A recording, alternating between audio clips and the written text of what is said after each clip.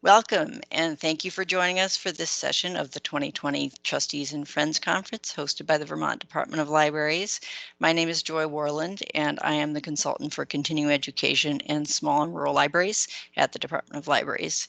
And this session is called What Librarians Really Do. And for this session, we have a panelist of 3 librarians who are going to do most of the sharing about that topic with you, since they are actually doing that work now, and I am not anymore at this point. But I do have some thoughts on it. So the format's going to be, I'm going to just do a kind of an overview of the topic, tell you a little bit about why we thought it was important to have this topic in this setting and for this audience.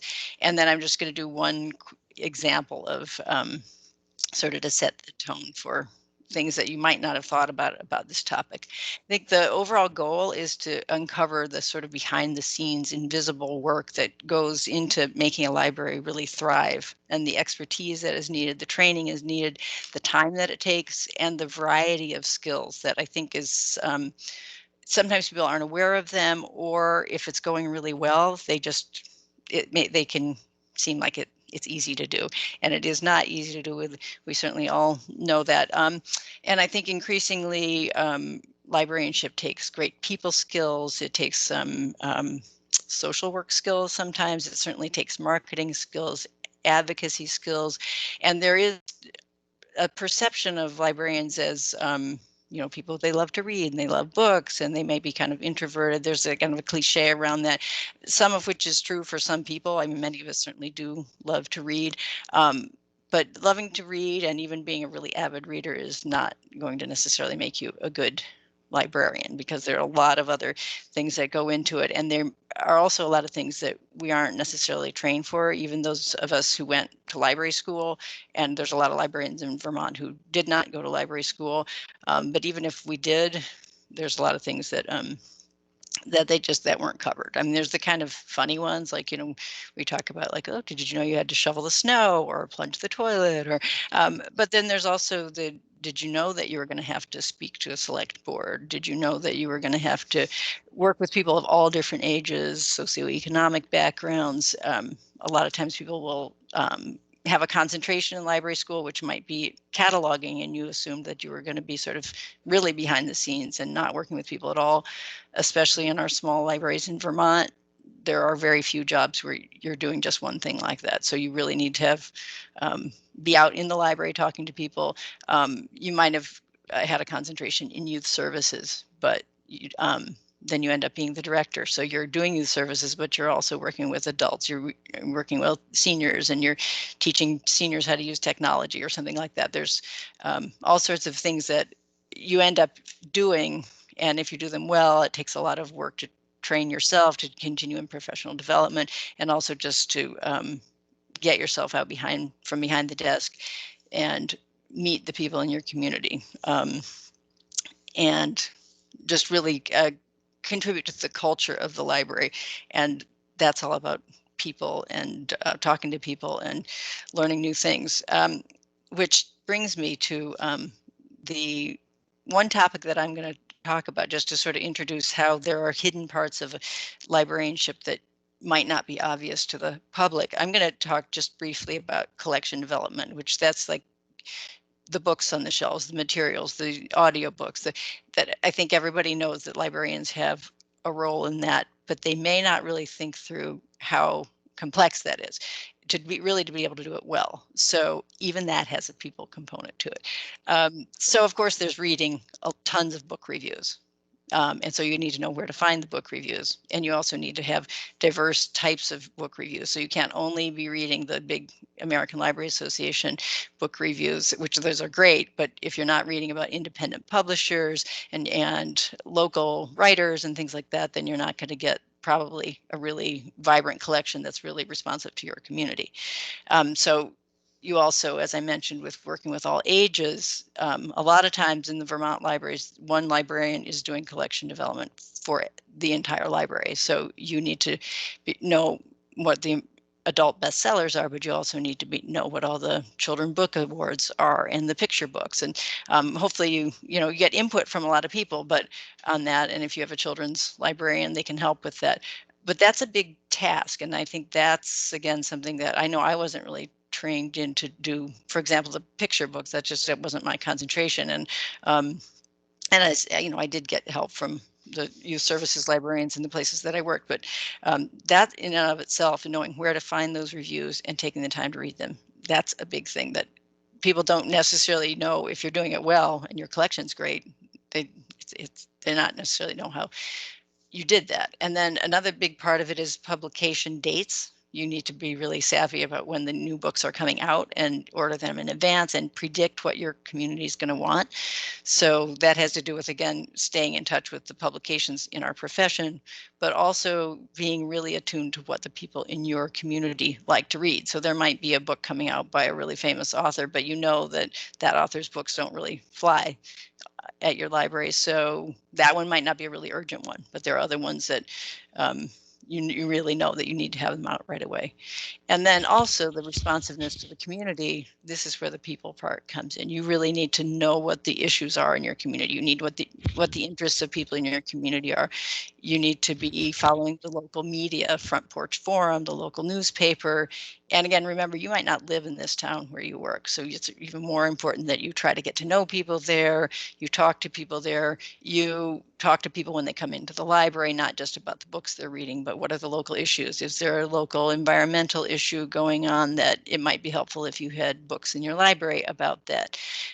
And all of those things are very much different than like sitting at your desk and just like, you know, studying up and reading. So I just say that as an example of something that in some ways is such a traditional library task, and that I think everybody knows that we do that, but even that has a lot of legs to it that I think people might not have thought of before. So with that, I'm going to stop talking myself and invite our panelists to talk. We are going to go from the smallest library represented here to the biggest library here, and I realize that I have not introduced the panelists yet. So I'm so excited that they are here and so grateful to them for being willing to do this with me. We have Bob Joly from the St. Johnsbury Athenaeum, Lucinda Walker from the Norwich Public Library, and Emily Zervas from the Putney Public Library. And Emily is going to go first. Thank you. There we go. I think I'm unmuted and you guys can hear me. Okay, great. Thank you so much, Joy. You did a great job describing the complexities of collection development. I feel like I need to bring you in to explain that to other folks for me.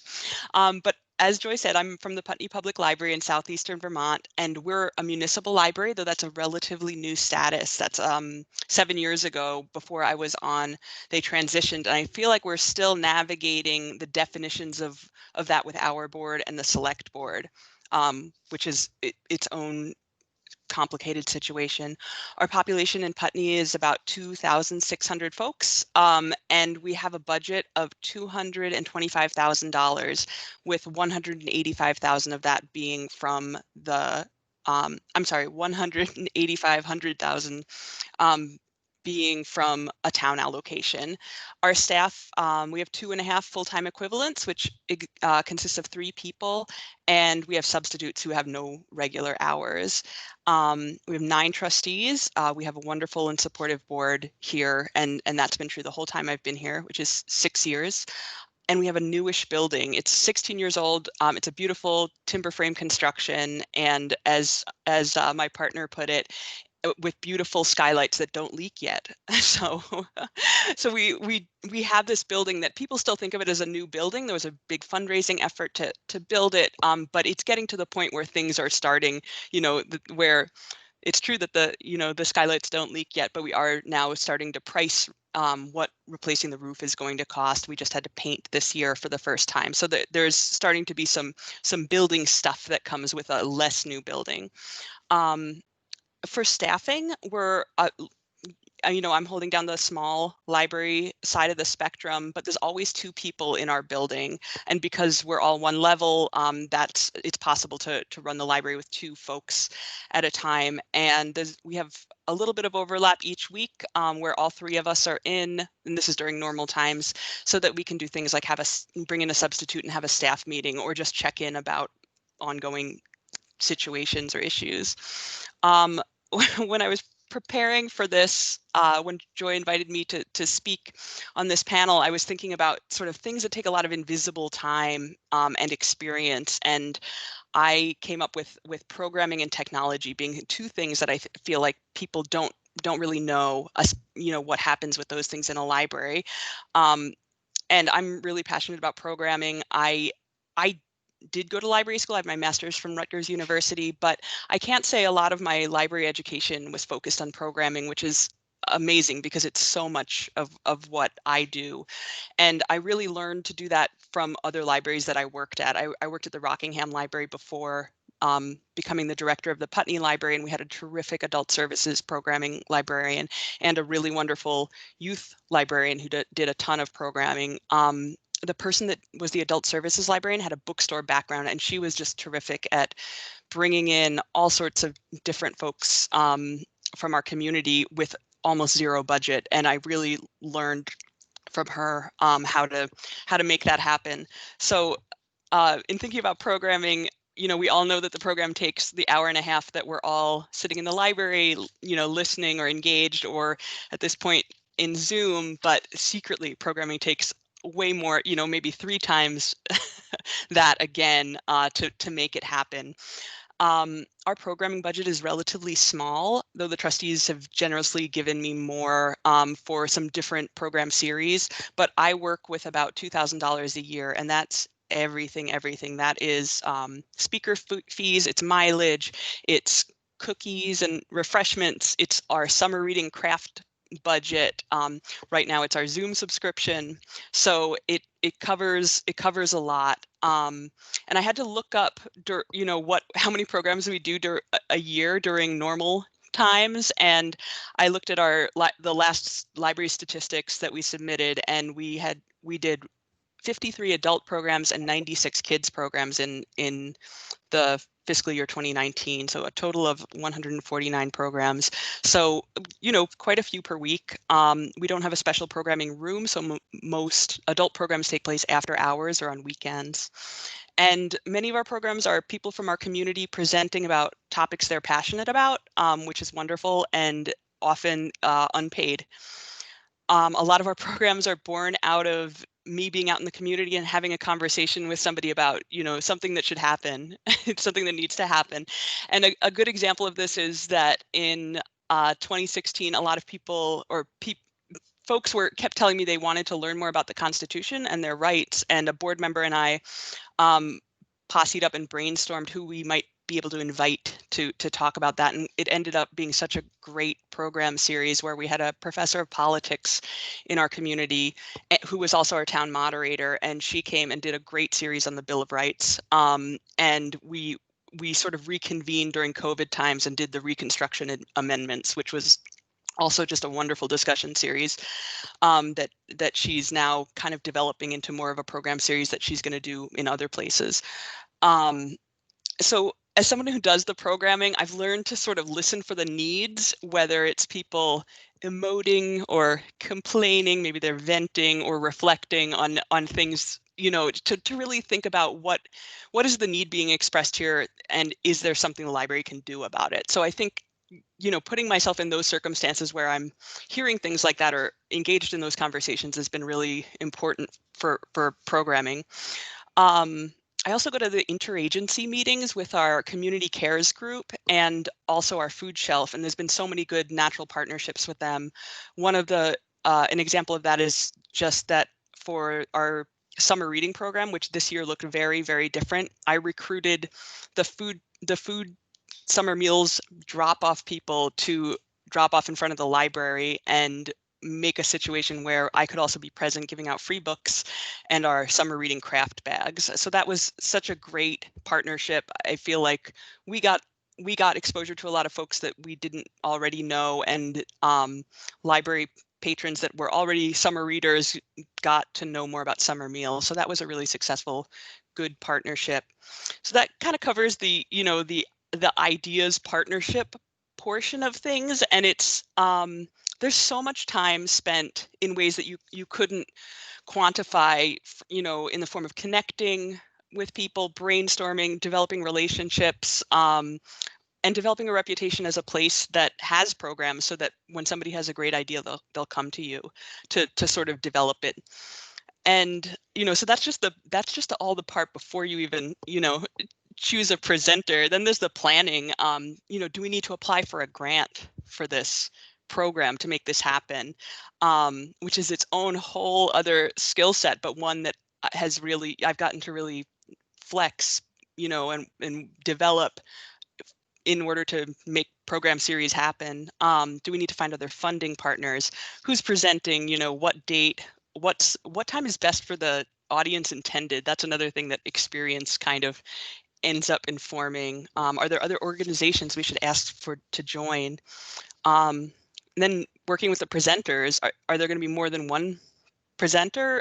Do we need a pre-presentation meeting like what Joy had us do so that today would go smoothly? What technology do we need? What technology might I need to teach the presenter in the weeks before the program so that they can successfully, navigate a PowerPoint presentation? Is getting the presenter to use a microphone going to take several polite but firm conversations?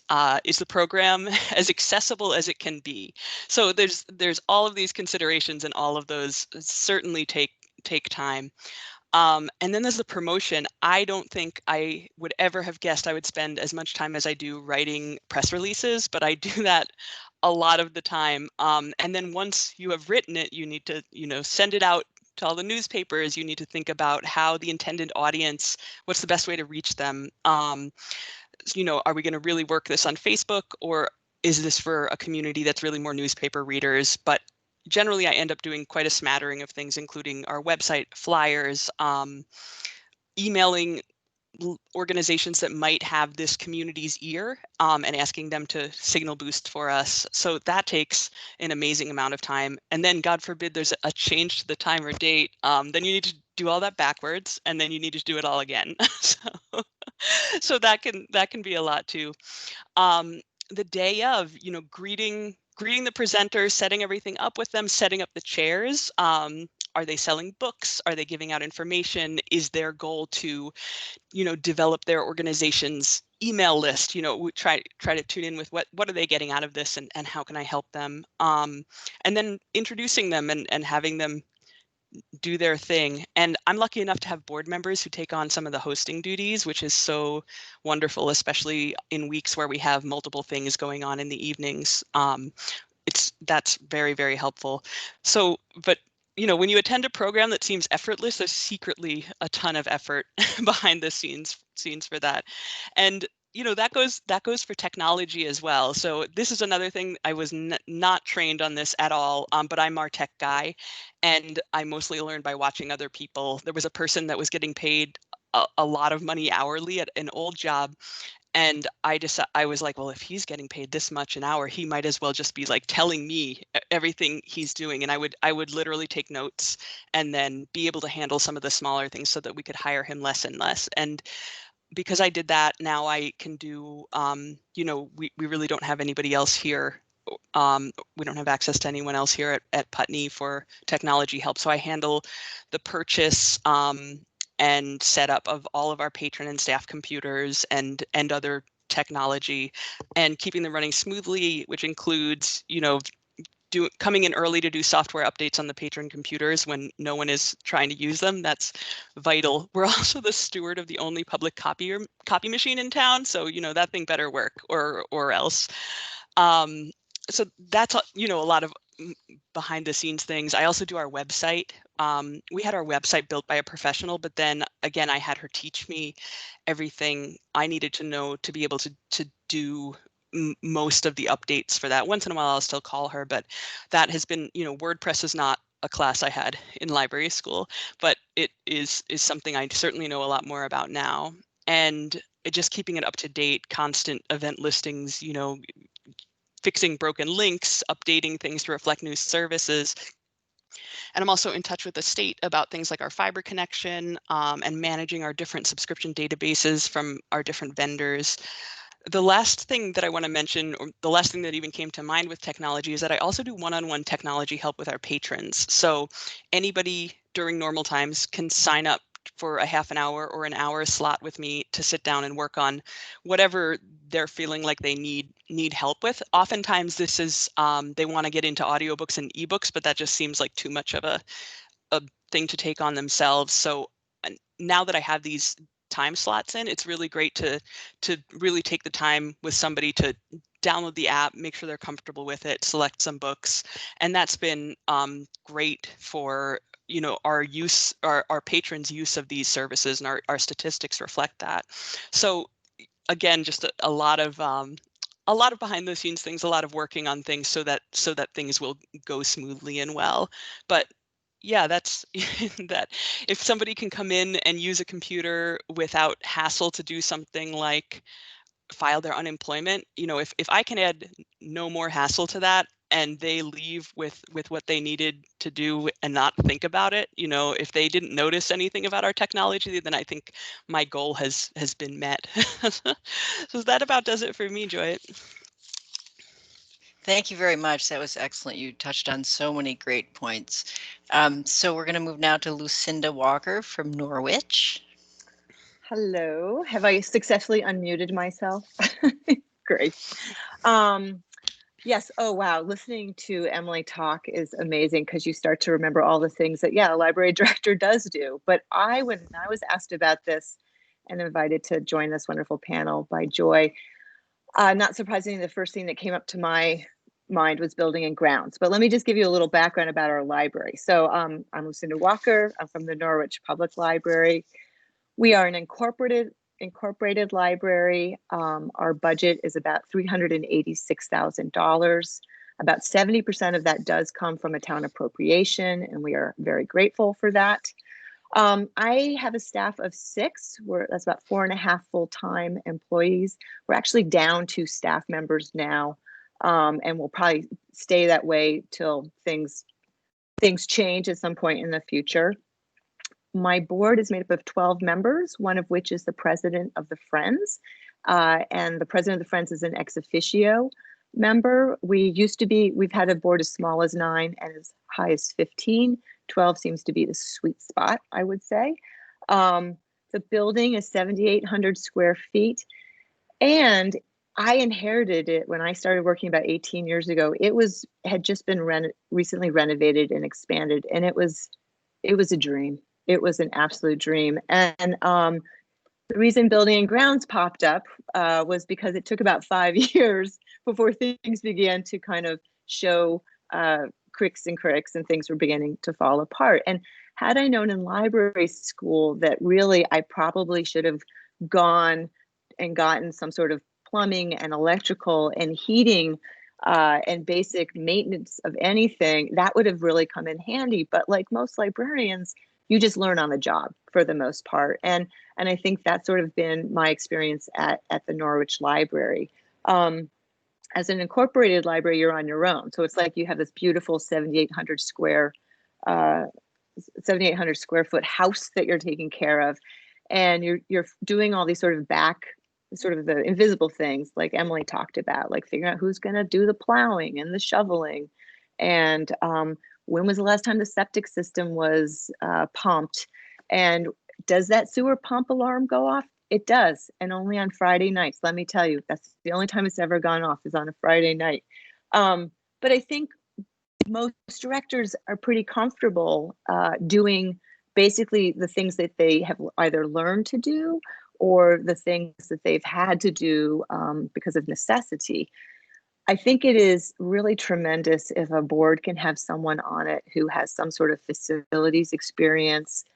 Could be someone who's been a contractor, who likes to do home renovation. We spend a lot of time looking at contracts if we have a big project. Some projects are planned for, which is the ideal. A number of years ago, we got some grant funding to re-insulate the library, redo the roof, and that was wonderful. We had a building and grounds committee. We worked together. And 2 weeks after all that work was done, we had a mold issue come up. And so suddenly, in sort of an emergency situation, we all learned a lot about mold remediation. We learned about air quality, which oddly enough has come back up into our consciousness again with the COVID pandemic. But one thing that I learned was that you can never ask too many questions. And it's really important to have good relationships with local contractors, with their subcontractors. I spent an hour on the phone yesterday talking to our HVAC people, asking tons of questions and, trying to figure out what's the information I'm going to need to present to the board. Who are the people in my community I can call on to help me with whatever the issue might be. And does take a lot of time. I honestly, if I put all the hours together that I think about things like, at this point, it's generators. If the power goes out for long periods of time, should I be looking at generators for the library? COVID, I would say, has been a real opportunity and challenge in building and grounds and facilities management. We, just to bring the staff back into the building, we had some hurdles we had to jump over, and getting in some really good health and safety guidelines, reconfiguring the interior of the library, purchasing acrylic screens, putting together automatic hand sanitizers. It's just another example of sort of what you find a portion of your day is sort of taking care of that building that you've been given the job of being the steward of, because it's a building for the public and you want to ensure that the public is safe when they come in. Another thing that kind of builds on around that is the advocacy piece, because sometimes these projects require the community actually knowing what's happening and being able to talk about what's happening at the library and ensuring that your relationship with the community is a strong one. Norwich is a small town. I make a point of going to the post office every day. And even during COVID times when we're waiting 6 feet apart in line, the moment someone says what's happening at the library, it's like I am on, and I love it. I love to have my little elevator speech in my back pocket. I love to tell people what's happening. If someone else in the line is also listening, more the better. I think it's just a really wonderful opportunity to be able to face-to-face share information with your community. It has been hard with the library being closed to the public, although we just recently opened for browsing last week.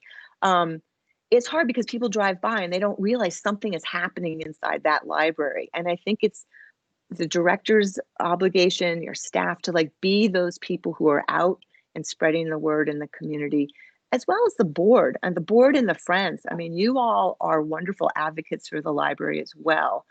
And I think a good director ensures that you have talking points. So when you're out doing your grocery run, or you're at the transfer station, or picking up a kid at school, if someone says, oh, I hear you're on the board of the Norwich Public Library, what's going on? You have something to say.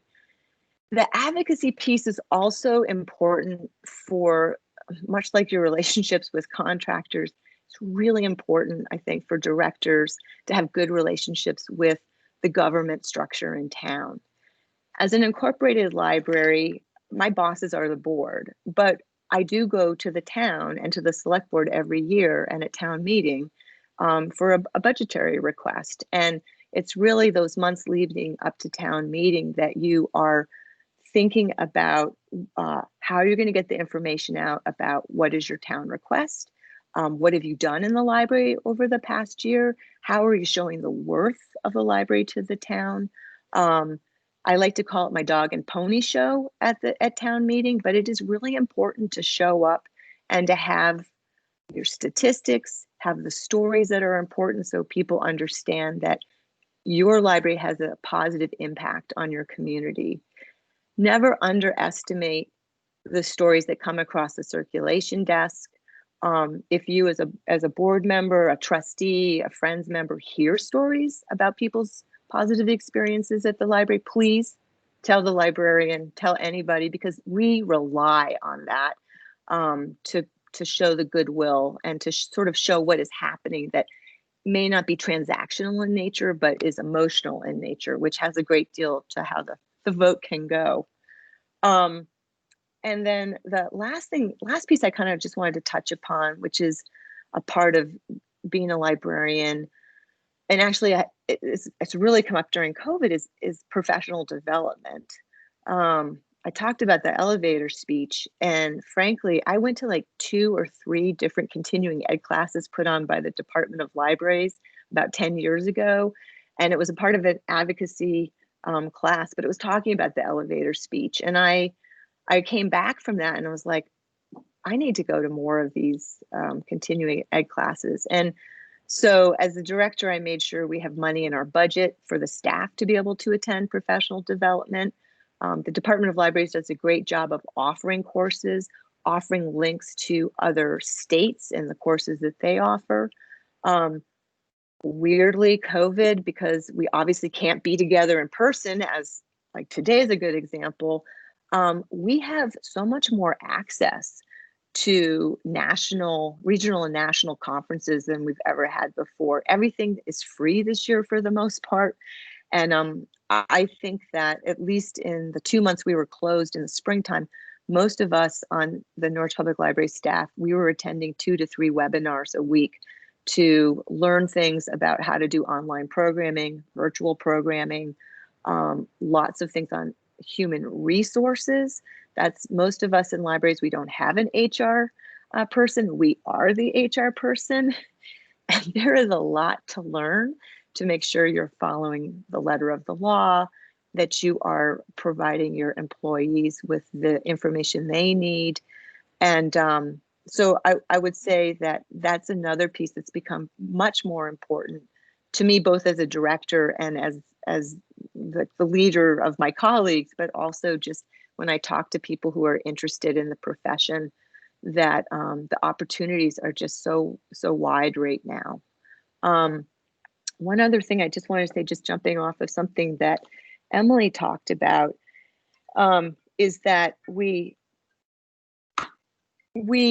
as librarians, particularly now, we're being asked to do so much more than we have normally been asked to do, as I think all of us as human beings. And I think it's been terrific to be able to meet with our colleagues and to share stories, what has been successful, what do we need to tweak. And being a librarian in the state of Vermont is just like truly wonderful, because you can pick up the phone and talk to anyone. Having boards that are supportive of us as we make difficult decisions during this time has been tremendous. And I love my board, but I feel that they too are volunteers and they are being asked to make big decisions and tough decisions. And I think a great thing right now is that we're all kind of in the same boat together. And I know that it has been just kind of wonderful to have the access to information that we've had. Being a library director is crazy pants fun, I've got to say. I just did a video for some 8th graders for a career fair, and I was trying to figure out how to make it seem like a really awesome job to an 8th grader. I don't know if I did it, but all I can say is it just made me smile to think about how much I enjoy it. Working with the public is amazing. You need a good sense of humor. And as I'm sure Bob's going to continue to say, it's like you just have so many tricks of the trade that you just pull out whenever the time is needed. So I guess I will stop there and move it on to Bob. Thank you so much, Lucinda. You made me want to be a library director. And so I'm not in 8th grade, but that was terrific. So much information and so much passion. Thank you. And now Bob. Hello, everyone. I'm Bob Joly. Have I unmuted? I think so. I just will tell you a bit about me and the library in a minute, but first I just want to say what Emily said about programming. I have put the chairs up, I have taken them down, I have done everything else. What Lucinda said about building maintenance and things, this building is 149 years old. It's had those problems a long time. It had a major renovation in 2002. All of that stuff is wearing out. It's incredibly time consuming. I'm going to talk about some financial matters, mainly about having, if you remember nothing else from me, have an excellent bookkeeper. The Athenaeum is up here in the Northeast Kingdom. The town of St. Johnsbury is about 7,600 people. We have patrons from local towns, so Barnet, Peacham, Danville, some surrounding towns. So we have a representative number of patrons from those. There are 9 actual people here, and it translates to 6.5 FTE. The board is currently 11 members. It's been as high as 20, and at once I said to myself, are there 3 board members for every staff person? Is that the ratio they're looking for? We'll probably get back up to 15, which I think is a sweet spot for this institution. We have a lot of committees. You do need people who are active as board members. I read so much less now than I ever read before because I don't have any time. A lot of reviews. I don't read whole books anymore. As I said, the building was built in 1871. We are an incorporated library, again, not a municipal. We only get 20% of our budget from the town, even though, if anybody from St. Johnsbury is listening, thank you, please, and thank you. We are the single biggest special appropriation on the St. Johnsbury warning, so we stick out like the proverbial sore thumb. It's still 20% of what it takes to operate this institution, so the rest of the time, we are fundraising like everybody is fundraising. Specifically, I wanted to talk about having a great bookkeeper. I was on the phone with our bookkeeper a couple hours ago for an hour. She has 2 high school children and her husband works in a medical lab. So right now she's working from home. This library has been open since June 15th. She's the only person who's not here currently. She has a very part-time job here. I think it's 16 hours. 8 hours a week, 16 hours a pay period. What she gets done is incredible. I couldn't do my job without her functionality. And if you, the director, are not that crackerjack bookkeeper, someone on the board has to be that person, or you have to have that person in your employ. I wrote some bullet points here. I want to read them so I don't forget. The Athenaeum has a budget of $550,000. We don't have a business manager. There is me, and there is our part-time bookkeeper. We're it. The bookkeeper creates reports in a snap. We use QuickBooks, so she can generate these reports.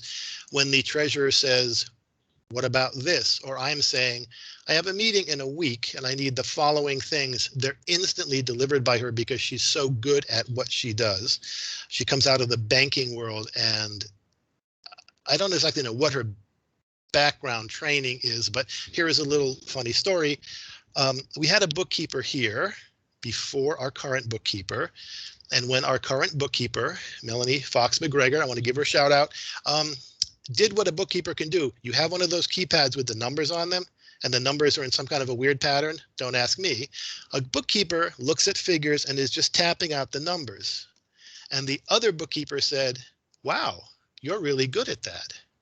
And Melanie said, that's one of the skills you have as a bookkeeper. It's just one of the things. If we have to hire a new person, I will have our current bookkeeper helping me with the job interview. For grant applications, it's imperative to have somebody who can pull up, say, a 3-year cycle of income and expenses, and can you prove that you can document everything that you're going to get?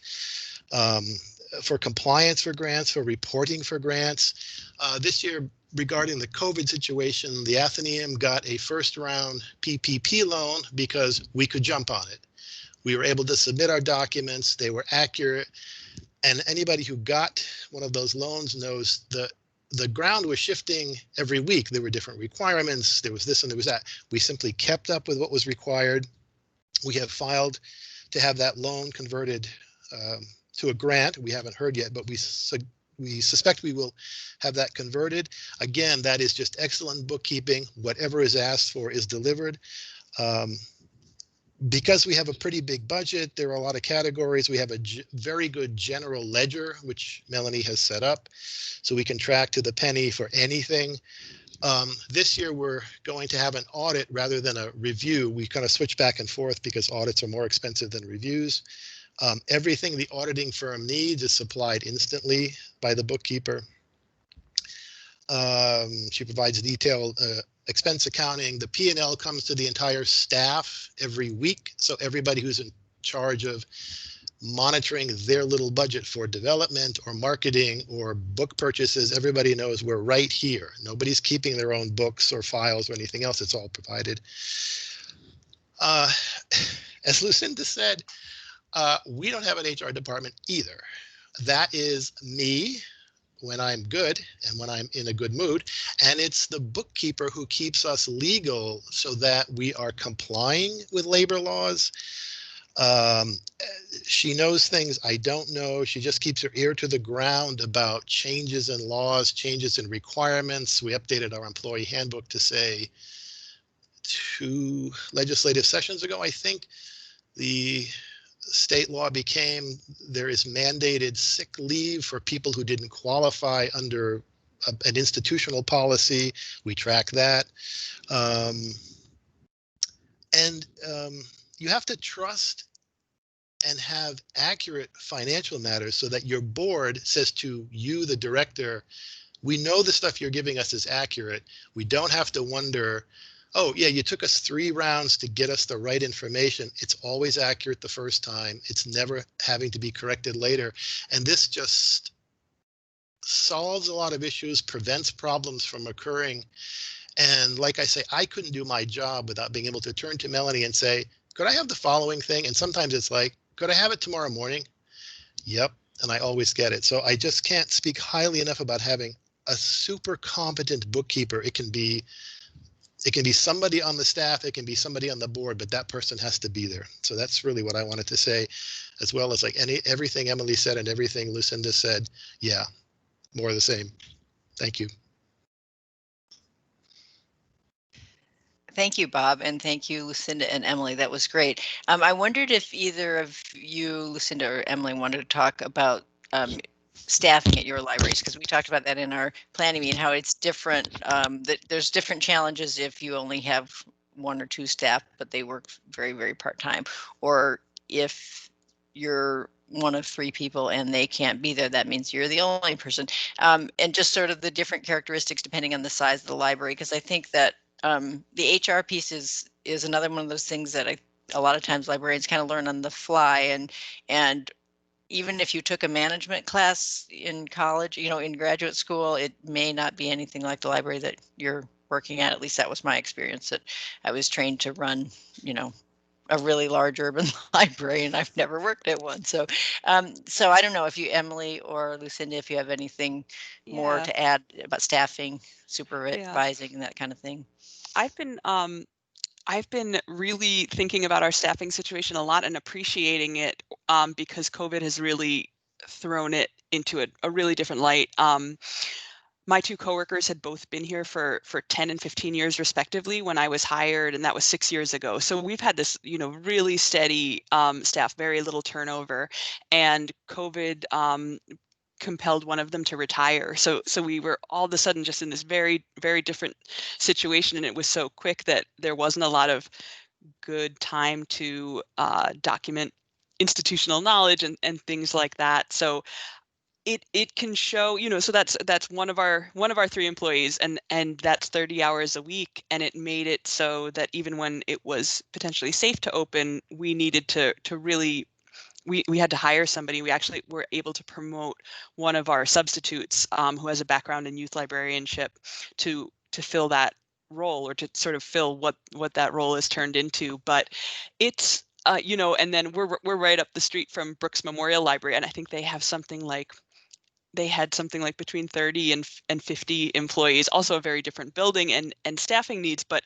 I was sort of just in this jealous thing of like, oh my gosh, they have all, even if a lot of their staff can't come in or doesn't, isn't able to for whatever reason, they still have all of these all these people to call on. So, while our small staff was very agile and able to meet a lot of the needs, especially with our awesome substitute additions for a long time, something like this has really changed the way I viewed that and made me feel like we need to have potentially more people to call on. So that it's a really good question, and COVID has also brought up, as other people touched on, the HR concerns. Another thing, I did take the management class in grad school, but I spent a lot of time on the phone with the Vermont League of Cities and Towns, and they have HR specialists that are there to help, to back us up, to back up the library directors. I had never spoken to one before in my career, but whoa, they know me now. So, that there is definitely a lot of time and thinking that goes into staff. But I had it very easy with a staff, that was rarely ever out, took very consistent vacations and, for a long time. Yeah, one of the things so we have right now with myself, we're 6. We are usually 8, but I should say one of those, the 8 is our volunteers. We ran our circ desk with volunteers who very generously provided over like 2,400 hours a year. So essentially a full-time employee. And of course, we don't have volunteers back in the library at this point, and we may not have volunteers back for a pretty long time. And that was actually one of the interesting things that as a staff we had to consider. What did that look like when we were having to do our jobs plus all the wonderful things the volunteers did? I think too, the other thing, like I'm with you, Emily. I wish I had this deep pocket of people to call in if people were sick or taking vacations. But the HR piece that I found really the most challenging, I would say, was it's HR, and it's also just being the leader of a library, is how to lead during a time of great anxiety when you really need to be compassionate to your colleagues and your staff, and to be able to meet them where they are, when in fact you might yourself be dealing with pieces of anxiety or worrying about things. And I have to say, like, we've have 3 of us have been there 18 years, and 3 have been, no one's been there less than 3 years, and we have a pretty decent working relationship. I would say COVID has brought us closer. We do probably need to hire someone at some point in the next few months. I have someone who will be taking paternity leave, so we'll need some sort of substitute. And I'm kind of curious to see how that's going to go during this time when it's weird to be bringing someone into your pod, if you will. So I was really excited you were able to bring someone up. But it's staffing these smaller libraries can be pretty difficult. Although people seem to always want to, like, I had someone come in yesterday and say, "Oh, if you need anyone for the winter, give me a shout." And it's like, okay, I'll put that in my back pocket for possibly later. But yeah. Yeah, thank you. That was really good added perspective from both of you. So I'd like to open it up to questions. I keep trying to get people to talk in the chat, and I'm not getting a lot of action there. So you can at this point unmute yourselves. If you raise your hand, and we would unmute you if you'd rather say a comment or a question verbally, or if you're on the phone, I'm not sure if anybody is, but you can press *6 and unmute yourself and speak. And I was wondering if people have comments, questions. Also, I'm curious if trustees or friends that are on the call, is there anything that surprised you? Was there anything that sort of struck you as, oh, I didn't realize my library did that, or I didn't realize that they had to get trained in some aspect of this? I'm just curious. Oh, this is a great comment question. What gives you the most joy about being a small town librarian? A job that has to be a blessing for good karma. Absolutely. That's from Jack Wool. So anyone? I like that question, Jack. Yeah, awesome. I'm going to say, as I spoke extensively about programs, I really just love bringing people together. And I'm learning that that also does apparently translate to Zoom and bringing people together around, conversations around whether it's books or the arts or other topics that people in the community are passionate about.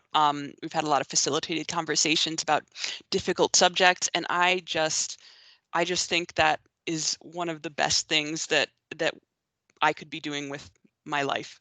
I really get a ton out of it, and I am appreciating that there's still a way for me to do that right now, even though it looks very different.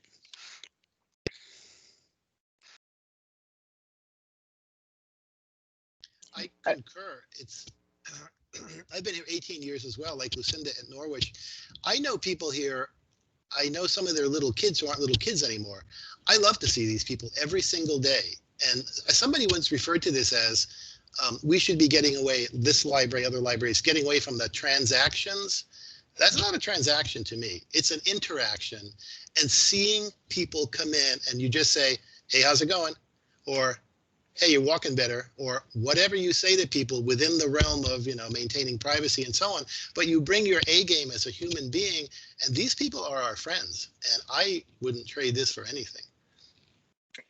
Yeah, I would say that it's been so hard not to be able to see people the way we had. I mean, we're so excited to be open for browsing, but definitely the best part, honestly, are those relationships that you build with the people in your community.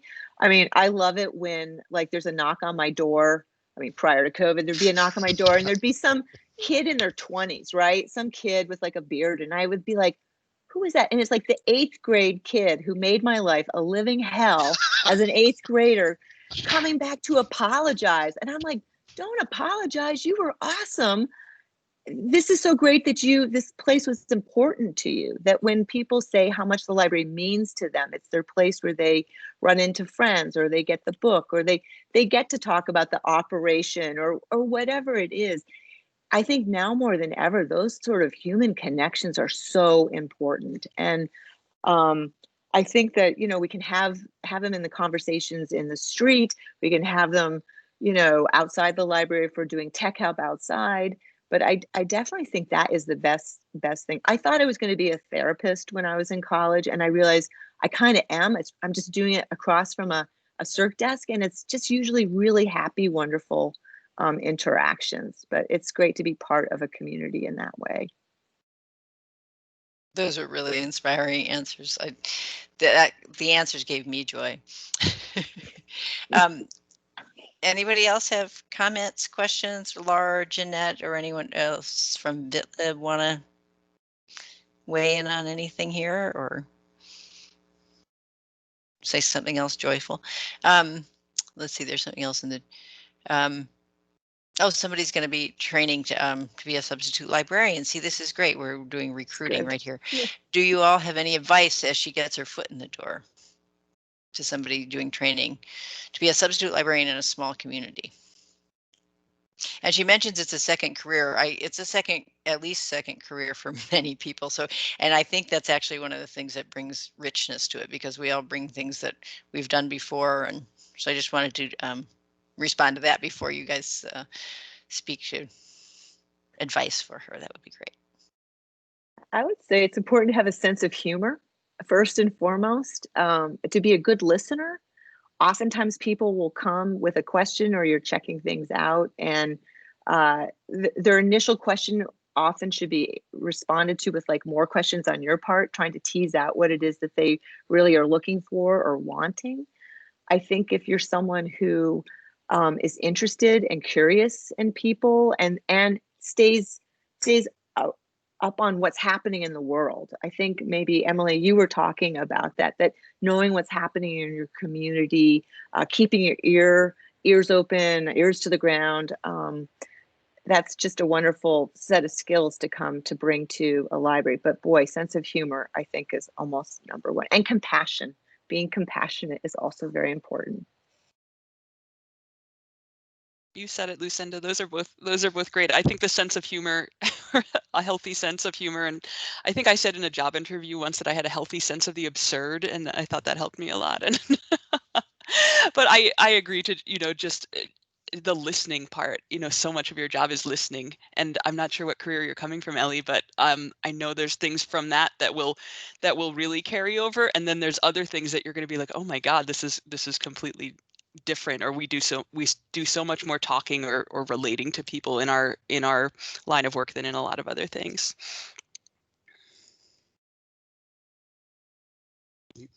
I would add, have a formal job description. We do even for volunteers, and it makes everybody take it more seriously, and it helps eliminate questions, and you can keep somebody in the lane where they feel like they're getting adequate training. And I have understood having a job description that looks like, whether it's a volunteer or a part-time person or something, looks like the rest of the ones you have, everybody knows you take this seriously and they are going to be a representative of your institution. And it's a helpful guide to say, here's a printed copy of a bunch of words, amend it the way you want. This is your book to keep. But you will know we take you seriously. So Ellie, I just want to let you know that there is a certificate program at the Vermont Department of Libraries. I don't know if you're aware of that and if that's where you're starting your training. But if not, perhaps you will look into that if you're based in Vermont. And it is free to people who live in Vermont, and it's a certificate program that has certain requirements. So Laura's put a link to it actually in the chat. Thank you, Laura. And a lot of Vermont librarians have been trained through this. It does sort of the core courses that you need and electives. And so we would certainly be happy to welcome you into that if you're interested in that. So we are about out of time. If anyone has any last minute comments. Ellie, I'm actually going to put my email in the chat for you because I run that program, and I'm happy to answer any questions for you about that. And there's a lot of information on the website as well about it. So it sounds like maybe there are no more questions, but I want to thank you all so much, Emily, Lucinda, and Bob. This was so great. I love being a librarian. I love working at the Department of Libraries, and just hearing from you all about it. You touched on so many important things, and I'm really glad to have other people in the call hearing those things, and you inspired us and you made us happy, and all those things are so important, especially during the time when there's a lot of darkness in the world. So thank you all so much for your expertise and your passion and for this time that you gave to us. And thank you everyone for coming as well. And a reminder that there are many more things happening throughout the week. If you go to our website, there's things happening the rest of the week all through Friday. So thank you and see you at the next one. Thanks, Thank Joy. you. Thanks, everybody. Bye. Enjoy. Bye. Thanks so much. Bye.